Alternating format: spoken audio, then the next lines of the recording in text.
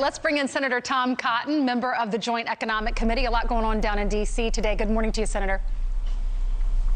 Good morning, Ainsley. Good morning. So Mark was just talking about the $1.9 trillion COVID-19 relief bill.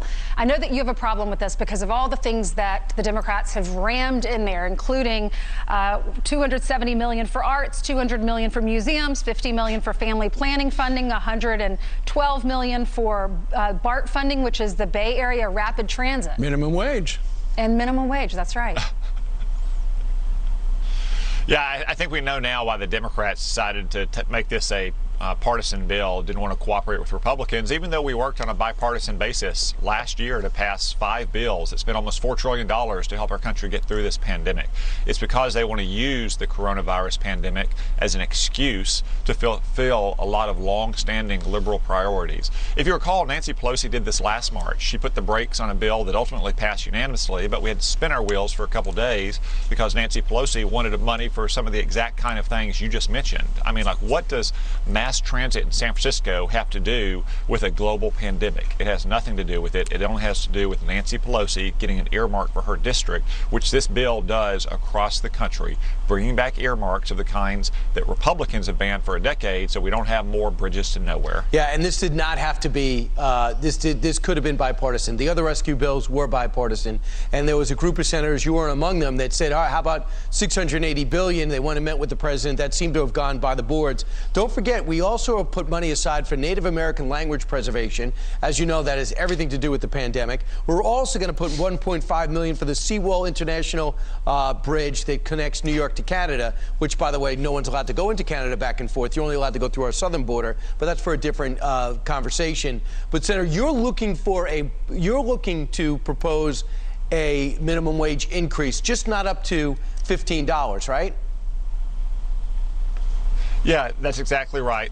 Mitt Romney and I have been working on a bill. We hope to release it sometime in the days ahead. Obviously, the votes are not there for $15 an hour minimum wage, but we'd like to see American workers get a wage increase. We'd like to see it go to American workers, though. That's why we also pair it with the mandatory E-Verify program, so every business across the country will have to verify that its employees are legally authorized to work in the United States. We take further steps to try to mitigate the impact on small businesses and so forth. Well, it's going to be below 15, but it's going to be sizable, Brian. It's going to be a real increase in real terms when it's inflation adjusted from the last time Congress passed the minimum wage increase in 2009. We're still talking to some other senators about all the details, but we want to make sure that Americans get a good wage increase, that only Americans get it, that it doesn't happen until the pandemic is over, and that we take steps to mitigate the impact on the smallest businesses. Exactly. Okay. Walmart announced last week they're going to start paying $15 per hour to their employees, but they're a big company.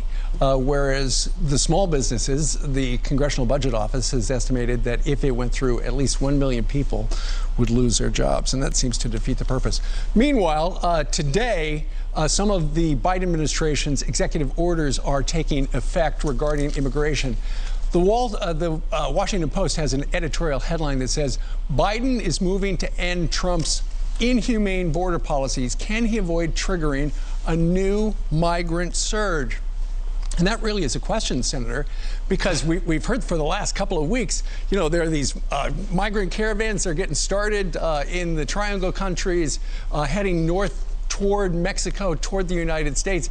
And the administration is going, hey, now is not the time to come. Don't come now, but apparently sometime in the future will be okay.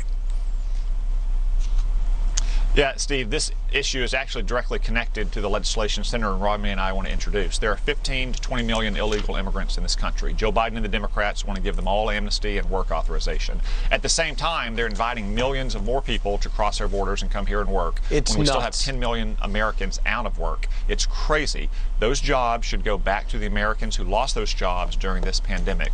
But to answer that question about sending the wrong signals to would-be migrants, right. Of course it sends the signal. Look, there are 25,000 people waiting in Mexico under the so-called Remain in Mexico policy. The Biden administration is now affirmatively going out and inviting them to come to the border and enter our country for claims that are likely to be denied, because asylum claims are denied 80% of the time. But they don't often get adjudicated for almost 2 years. And of course, all of these people are communicating with their friends and family members and others back in their home countries via social media.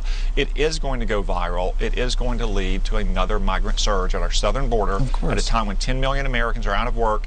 And we're still facing a global pandemic. You can't fly into this country without a negative coronavirus test, but it's fine to cross our border illegally. Yeah, we can't go to school, but we can let in all of South America and Central America. It makes zero sense.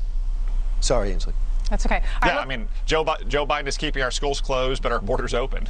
let's talk about Xavier Becerra, because he's the HHS pick under Biden, and I know he's going to have his hearing this week to determine whether or not he gets that job. You say he's been a disaster for California. Here's an ad that you put out against him. Becerra supports Bernie's government takeover of your health care, eliminating your employer-provided coverage. Becerra defended California's disastrous lockdowns.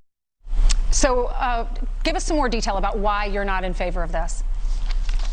Yeah, Xavier Becerra is a dangerous and unqualified radical. I mean, the Secretary of Health and Human Services traditionally is a doctor or a public health school leader or maybe a pharmaceutical executive.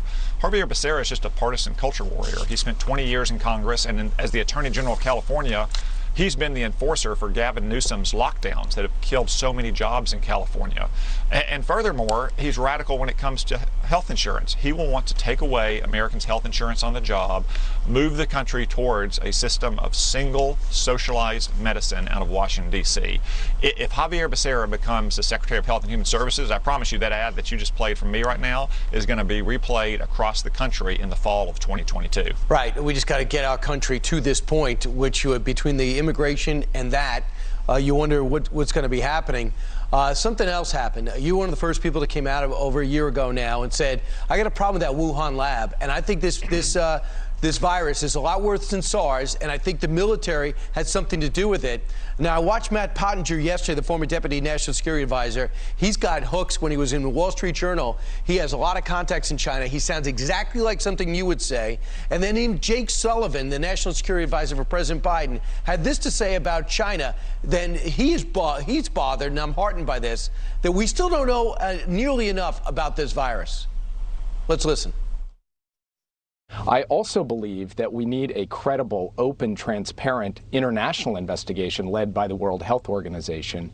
And they're about to come out with a report about the origins of the pandemic in Wuhan, China, that we have questions about, because we do not believe that China has made available sufficient original data into how this pandemic began to spread, both in China and then eventually around the world. And we believe that both the WHO and China should step up on this matter. I love the fact that they're taking it back to China. Remember, Governor Cuomo said it's the European virus, and every time President Trump brought up China, they said it's a distraction.